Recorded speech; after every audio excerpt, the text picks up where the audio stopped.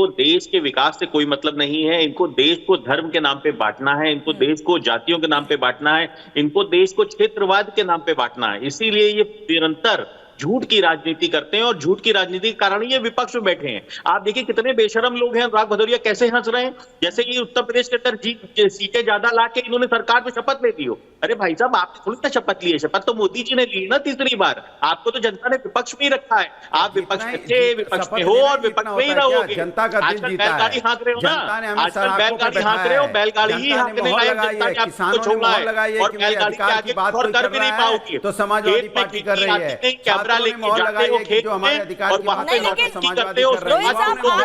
आज आपको उनकी हंसी बुरी लग रही है, आज आपको उनकी हंसी बुरी लग रही है, कभी तो आप भी उनके साथ थे ना।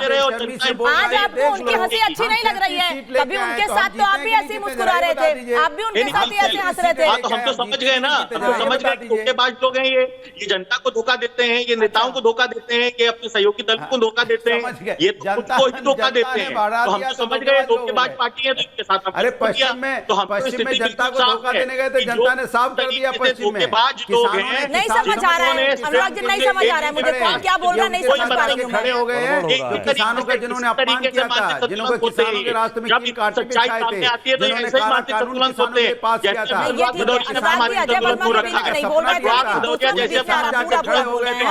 ना मनीष शुक्ला को बोलने देंगे, ना ही अग्रवाल जी को बोलने देंगे। सर बोलने दीजिए।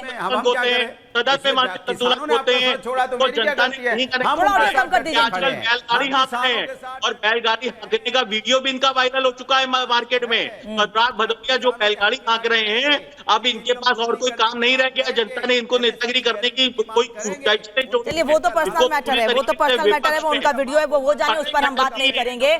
प्रोफेसर स्वामी, उत्तर प्रदेश में उपचुनाव होने हैं 10 सीटों पर। चंद्रशेखर आजाद रावण जो बार बार कह रहे हैं कि इस बार 10 सीटों पर चुनाव लड़ूंगा और इस बार अपनी पार्टी को बूथ स्तर पर मजबूत करूंगा। जो भारतीय जनता पार्टी की रणनीति रही है वो उसको अपना रहे हैं, लेकिन जो vote bank Samajwadi party Congress का रहा है, नजर उस पर है।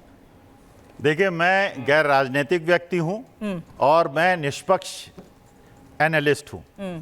मुझे लगता है कि जो लोकसभा के चुनाव हुए उसमें जिस प्रकार से संविधान में मुद्दा बना और जिस प्रकार से संसद सत्र में सभापति महोदय ने बिहेव किया, मुझे लगता है उन्होंने बीजेपी की संभावनाओं को 40% और कम कर दिया है। अच्छा। जय संविधान का नारा लगने पे उन्होंने आपत्ति जताई और जय हिंदू राष्ट्र पे वो चुप रहे, जय फिलिस्तीन के नारे पे वो चुप रहे। ये भी देखा गया कि जिस प्रकार से आज संविधान देश का बड़ा मुद्दा बन गया है। रोहित जी शांत रहिए, रोहित जी शांत रहिए, रोहित जी शांत रहिए, अरे भाई साहब बताइए, रोहित जी शांत रहिए, नारा लगने पे रोहित जी शांत रहिए, चुप हो जाइए, चुप हो जाइए। ये जयंत चौधरी जैसा बिहेव मत कीजिए यहाँ पर, यहाँ पे चवन्ने वाला बिहेवियर मत कीजिए, नहीं चवन्ने वाला बिहेवियर मत कीजिए, चुप हो जाइए। आप वरिष्ठ हैं, आप राजनीतिक विश्लेषक हैं, आप बोलने दीजिए ना। अभी तो अनुराग भदौरिया बोल रहे थे, अरे अनुराग भदौरिया मैं ठेकेदार, आप अपनी बात कहिए। मेरे बीच में क्यों बोल रहे हैं? मैं रोकूंगी ना, मेरा काम है रोकना। आप अपनी बात पूरी कीजिए बस, इन्हें चुप रखिए, आप अपनी बात पूरी कीजिए, चुप रखिए। स्वामी अपनी बात पूरी कीजिए। अच्छा, इस समय देश के बच्चों के साथ जो 40 लाख बच्चों के साथ अन्याय हो रहा है, ये क्या बच्चे मुसलमान हैं? इसमें 29 लाख बच्चे, 39 लाख बच्चे हिंदू हैं। आज के तारीख में यूजीसी नेट ले लीजिए, आज के तारीख में नीट परीक्षा ले लीजिए।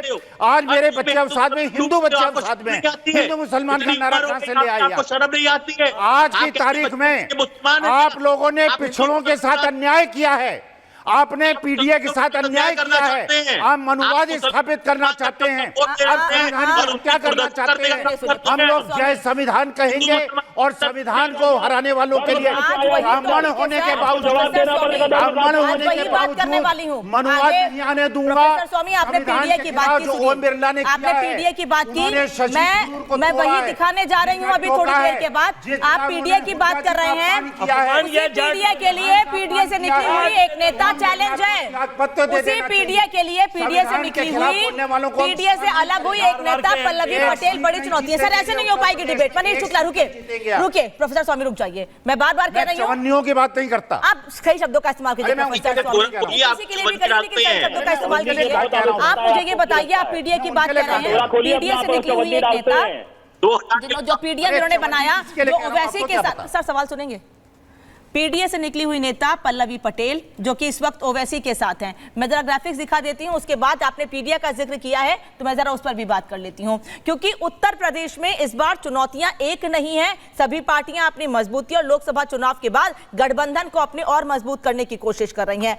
मैं आपको दिखाती हूं कि किस तरीके से योगी, ओवैसी और पल्लवी वर्सेस अखिलेश उत्तर प्रदेश में दिख रहा है। दरअसल अखिलेश की मुसीबत बढ़ाएगा पीडीएम। जिस पीडीए का जिक्र कर रहे हैं उसी पीडीए से निकली हुई पल्लवी पटेल, जो पीडीएम दिक्कतें बढ़ाने वाली हैं उत्तर प्रदेश में अखिलेश यादव की, ये सवाल है और इसी सवाल पर आगे मैं चर्चा भी करूंगी। सभी सीटों पर उपचुनाव लड़ेगा पीडीएम। साफ कर दिया गया है कि 10 सीटों पर उपचुनाव लड़ेगा पीडीएम। एक तरफ रावण कह रहे हैं कि 10 की 10 सीटों पर उपचुनाव लड़ेंगे, वहीं पीडीएम यानी ओवैसी और पल्लवी पटेल कह रहे हैं कि 10 की 10 सीटों पर उपचुनाव लड़ेंगे। अखिलेश का पीडीए और ओवैसी का है पीडीएम, यानी पिछड़ा दलित अल्पसंख्यक ये कह रहे हैं अखिलेश, और पिछड़ा दलित मुस्लिम कह रहे हैं ओवैसी और पल्लवी पटेल। पीडीएम यानी पिछड़ा दलित मुसलमान, और उनको साथ लेकर चलने की कोशिश कर रहे हैं। इसीलिए मैं कह रही हूं कि इस बार वोट बैंक में सोनमेनमारी होगी। सर ग्राफिक्स दिखा दूं, फिर आ रही हूं, जो कहना हो कहिएगा।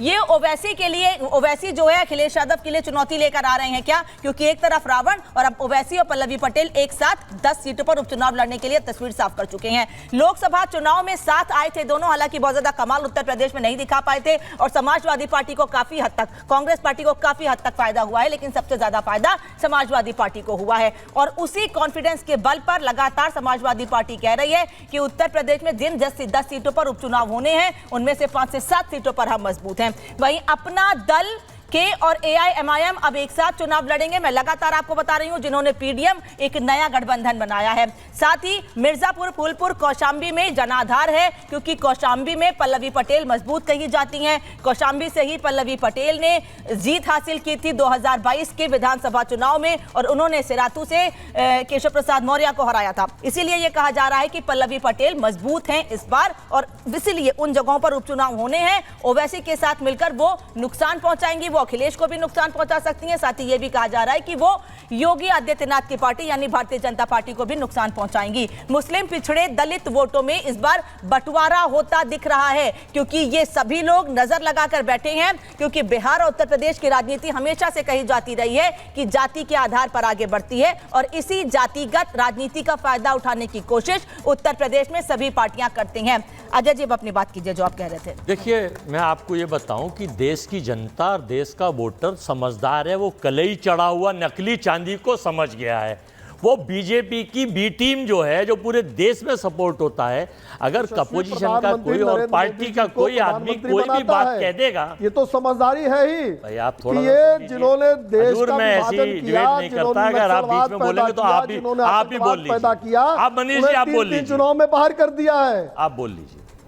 डबल डिजिट में रुके हुए हैं। आपका नाम अगर अजय वर्मा है तो आप ही बोल लीजिए। सर, ऐसा नहीं कि आप लोग नहीं बोलते हैं बीच में तो आप लोग भी बोलते हैं। मैंने तो बताया कि देश की जनता समझदार है, इसीलिए राहुल गांधी और इंडी गठबंधन को सत्ता के बाहर रख रहा है। आप भी बोल लीजिए, आप बोल लीजिए। मैं बोलूं ना?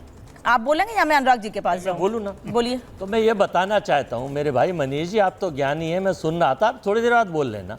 तो ये जनता तय कर चुकी है। समझदारी को ही मैंने आपको बताया जो आप बता रहे थे। मनीष जी रुकिए, बात पूरी होने दीजिए। मनीष जी, और जो 8500 रुपया खटाखट ने वो जनता समझ गई है। होंगी अजय वर्मा, कितनी बीटी में होंगी? आप ओवैसी पर भी आरोप लगाते हैं, और अब रावण भी। अनामिका जी, अयोध्या में पहली बारिश के बाद पूरे उत्तर प्रदेश के पुलों की हालत, टर्मिनलों की हालत